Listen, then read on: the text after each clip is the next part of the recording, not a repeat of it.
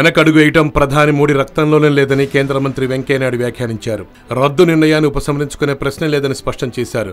రద్దు నిర్ణయంపై విపక్షాలు మెరుగైన సూచనలతో వస్తే వాటిని స్వీకరిస్తామని, అంతే తప్ప నిర్ణయంపై వెనకడుగు వేసేది లేదన్నారు. బుధవారం ఢిల్లీలో పార్లమెంటు వద్ద, ఆ తర్వాత ఢిల్లీ దేహత్ కిసాన్ మజ్దూర్ నేతృత్వంలో జరిగిన మహాపంచాయత కార్యక్రమంలో ఆయన మాట్లాడారు.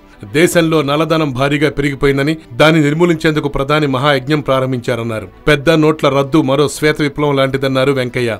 మరోవైపు నోట్ల రద్దుపై విపక్షాల ఆందోళనతో పార్లమెంట్లో కొనసాగుతున్న ప్రతిష్టంభనకు తెరదించేందుకు కేంద్రం ఆలోచిస్తోంది. కేంద్ర ప్రభుత్వాన్ని దారికి తెచ్చుకునేందుకు ప్రతిపక్ష పార్టీలు వేగంగా పాలు గదుపుతున్నాయి. ప్రతిపక్షాలతో సమావేశం అవుతున్నట్లు కేంద్ర హోంమంత్రి రాజ్నాథ్ సింగ్ ముందుగా సీనియర్ మంత్రులు వెంకయ్యనాయుడు, అనంతకుమార్లతో భేటీ అయ్యారు. కొద్దిసేపటి తర్వాత వారితో కేంద్ర ఆర్థిక మంత్రి అరుణ్ జైట్లీ జత కలిశారు. ప్రతిపక్ష పార్టీలతో ఏ అంశాలపై చర్చించాలి అన్న దానిపై రాజ్నాథ్ సహచర మంత్రులతో సమాలోచనలు జరిపినట్లు సమాచారం. మరోవైపు పార్లమెంటు శీతాకాల సమావేశాలు ప్రారంభమైన తొలి రోజు నుంచి పెద్ద నోట్ల రద్దుపై విరుచుకుపడుతున్న ప్రతిపక్ష పార్టీలు కేంద్ర హోంమంత్రి రాజ్నాథ్ తో సమావేశమయ్యే ముందు విడిగా భేటీ అయ్యాయి. ప్రతిపక్షాల డిమాండ్ మేరకు రాజ్యసభలో ప్రధాని ప్రసంగిస్తారన్న వార్తల నేపథ్యంలో వీరి భేటీకి మరింత ప్రాధాన్యత ఏర్పడింది. మరి పార్లమెంట్లో ఎలాంటి వ్యాఖ్యలు చేస్తారో ప్రధానమంత్రి మోడీ అందరూ వేచి చూస్తున్నారు. మొత్తానికి నరేంద్ర మోడీ సీతయ్య ఎవరి మాటైతే వినడు కదా.